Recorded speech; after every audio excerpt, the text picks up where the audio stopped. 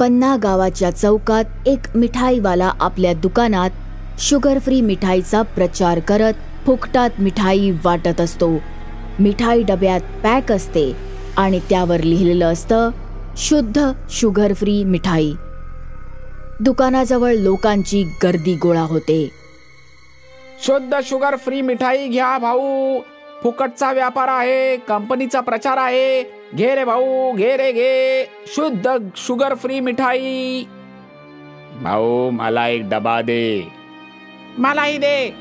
मला मधुमेह आहे, आधी मिठाई मला दे. मीही मधुमेहाचा पेशंट आहे, एक डबा मलाही दे. सगळ्यांना मिळणार, तुम्ही सगळी मिठाई शांतपणे घ्या. मिठाईवाला सगळ्यांना मिठाईचे डबे देतो. लोक मिठाई घेऊन जातात आणि दुसरे लोक येतात. बघता बघता मिठाई संपून जाते. सगळे लोक निघून जातात. मिठाईवाला एकटाच राहतो. आपल्या देशात हे एक बरं आहे, फुकटात विष जरी वाटलं तरी लोक खायला तयार असतात. माझं काम संपलं, आता मिठाईचं काम करेल. असं म्हणत मिठाईवाला हसत आपलं रूप बदलून भूत बनतो आणि तिथून अदृश्य होतो. दिवस मावळतो आणि रात्र होते. रात्रीच्या शांततेत भूत प्रकट होऊन इकडे तिकडे बघून विचारतं, शुद्ध शुगर फ्री मिठाई घ्या भाऊ, फुकटचा व्यापार आहे, कंपनीचा प्रचार आहे. गावकऱ्यांनी मिठाई तर खाल्लीच असेल, आता मिठाईची जादू आपला कारनामा दाखवेल, त्यानंतर माझं काम होऊन जाईल. शुगर फ्री मिठाई खाणाऱ्यात आनंदही होता. ज्याने घरी येऊनही मिठाई खाल्लेली त्याची तब्येत अचानक बिघडते. त्याची पत्नी घाबरते. काय झालं तुम्हाला? माझी तब्येत बरी नाहीये, मला हॉस्पिटलमध्ये घेऊन जा. रात फार झालीये, हॉस्पिटल पर्यंत कसं जाणार? मी डॉक्टरला फोन करून घरीच बोलावते. लवकर. मिठाई खाल्ल्यानंतर माझी तब्येत खराब झालीये. असं वाटतंय की कोणीतरी माझ्या शरीरात घुसून माझं काळीज कापतंय. अरे देवा, आता मी काय करू? वाचवा, मला वाचवा लवकर. आनंद बिछाण्यावर तडफडू लागतो. पत्नी घाबरते. अचानक आनंदची छाती फाटते आणि त्याचं हृदय बाहेर पडून वर उडू लागतं आणि घराबाहेर जातं. आनंद रक्ताच्या थारोळ्यात मरून पडतो. हे पाहून पत्नी बेशुद्ध पडते. आनंदचं हृदय हवेत उडत उडत घरातून बाहेर पडतं आणि वेगाने जंगलाच्या दिशेने जाऊ लागतं. भूत जंगलात उभं राहून आकाशाकडे पाहत असतं. ज्याला उडणारं हृदय दिसतं. भूत खुश होऊन म्हणतं, माझं काम झालं आहे. मिठाईने आपली जादू दाखवायला सुरुवात केलीये. आता गावकऱ्यांची हृदय पतंगासारखी उडत माझ्याकडे येतील. भूत आपल्या जादूने एक चामड्याची पिशवी प्रकट करतो. आनंदचं हृदय उडत उडत भूताकडे येतं. भूत त्याला पिशवीमध्ये ठेवतं. आता आकाशात कितीतरी हृदय उडत येऊ लागतात. भूत एक एक करून सगळ्यांना आपल्या पिशवीत ठेवतं. आज मी या गावातून 25 हृदय जमवली आहेत. माझं लक्ष 100 हृदयांचं आहे. याचा अर्थ मला अजून मेहनत करावी लागेल. शुगर फ्री मिठाई दुसऱ्या गावातही वाटायची आहे. दुसऱ्या दिवशी सकाळपासूनच गावात दुःखाचं वातावरण आहे.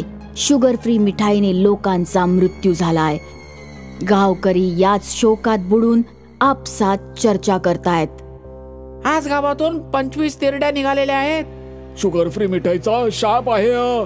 ती खाल्ल्यावरच सगळ्यांची तब्येत खराब झाली.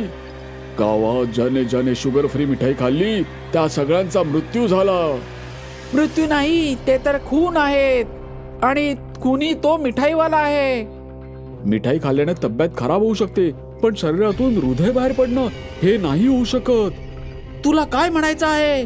भाऊ, हे प्रकरण भूत प्रेताचं आहे. मी तुझ्या मताशी सहमत आहे. कोणत्या तरी भूताने येऊन शुगर फ्री मिठाई वाटण्याचा बहाणा करून भोळ्या गावकऱ्यांची हत्या केलेली आहे. आपल्याला एखाद्या पंडित किंवा तांत्रिकाला भेटलं पाहिजे.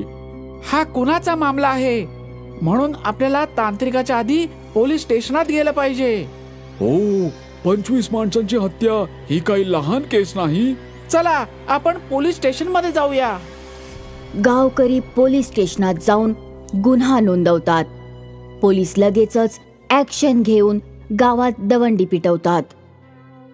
ऐका ऐका ऐका, पोलिसांतर्फे सावधानतेचा इशारा दिला जात आहे की कोणीही कोणत्याही अनोळखी व्यक्तीकडून मिठाई किंवा दुसऱ्या खाण्यापिण्याच्या वस्तू घेऊ नयेत. आणि जोपर्यंत ही समस्या सोडवली जात नाही, गावातली सगळी मिठाईची दुकानं बंद असतील. ही काळजी घेऊन तुम्ही सगळे तुमचे प्राण वाचवू शकता. ऐका ऐका ऐका. पोलिसांची घोषणा ऐकून सगळी मिठाईची दुकानं बंद होतात. गावकऱ्यांची सावधानता भूतासाठी मोठी अडचण बनते. भूत गावात एकांतात प्रकट होऊन विचार करत असतं. पोलिसांनी माझ्या कामात अडचण आणली आहे. आतापर्यंत मी 90 माणसांना शुगर फ्री मिठाई खायला घालून त्यांची हृदय माझ्याकडे जमा केलेली आहेत. फक्त 10 अजून लोकांना ही मिठाई खायला घालायची आहे. त्यानंतर माझ्याकडे 10 हृदय होतील. 100 हृदयांची माळ गळ्यात घालताच मला भूतांचा राजा बनवलं जाईल. त्यानंतर मी भूत महालच्या सिंहासनावर बसीन. हो हो हो हो हो. भूत गर्वाने हसू लागतं. तेवढ्यात तिथे एक हिंस्त्र कुत्रा येतो आणि तो भूताला बघतो आणि भुंकत त्याच्यावर झडप घालतो. भूत पळू लागतं, पण कुत्रा त्याची पाठ सोडत नाही. भूत गावच्या चौकापर्यंत येतं. अचानक त्याचे पाय थांबतात. जणू काही कोणीतरी त्याला धरून ठेवलंय. कुत्राही तिथे येऊन थांबतो. तेव्हा इन्स्पेक्टर आणि तांत्रिक चौकात येतात. सोबत गावकरीही असतात. भूताला कळून चुकतं की हा खेळ तांत्रिकाने रचला आहे. अच्छा, तर हा खेळ तू रचला आहेस तांत्रिक. फक्त तांत्रिकाचाच नाही, माझाही खेळ सामील आहे. हा पोलिसांचा कुत्रा आहे जो तुला पळवत इथे घेऊन आला आहे. आणि मी तुला इथे बांधून टाकलंय. आता तू एक पाऊलही चालू शकत नाहीस. माझ्याकडून काय हवंय? गावच्या 90 माणसांच्या हत्येचा बदला आम्ही तुला शुगर फ्री मिठाईचा मोबदला चुकता करणार आहोत. आता तू भूतांचा राजा नाही बनू शकत, कारण आता आम्ही तुला इथून नरकात पाठवणार आहोत. मला जाऊ दे तांत्रिका. आता मी माझी शुगर फ्री मिठाई कोणालाही देणार नाही. तू शुगर फ्री मिठाई देण्यासाठी जिवंतच राहणार नाहीयेस. तांत्रिक आपल्या कमंडलूतून एक एक लाडू काढून गावकऱ्यांना देतो. गावकरी लाडू घेऊन पवित्रा घेतात. गावकऱ्यांनो, हे लाडू तुम्ही या भूतावर मारा. त्याने तुमचा बदला पूर्ण होईल. नाही, मला मारू नका. मला सोडा. जाऊ द्या मला. भूता, हे लाडू शुगर फ्री नाहीयेत. गावकऱ्यांनो, मारा याला. गावकरी भूताला लाडू फेकून मारतात. लाडू अंगाला लागताच भूताच्या अंगाला आग लागते.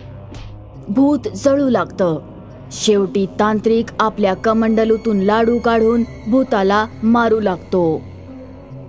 एक जोरदार स्फोट होतो आणि भूत जळून राख होऊन जातं. गावकऱ्यांनो, या भूतापासून तर मुक्ती मिळाली, पण अजून गावचं पवित्र होणं बाकी आहे. उद्या आम्ही याच चौकात येऊन यज्ञ करू, गावाला पवित्र करू. या शुभ कार्यात आम्हीही सामील होऊ. गावकरी खुश होऊन इन्स्पेक्टर आणि तांत्रिकाचे आभार मानतात.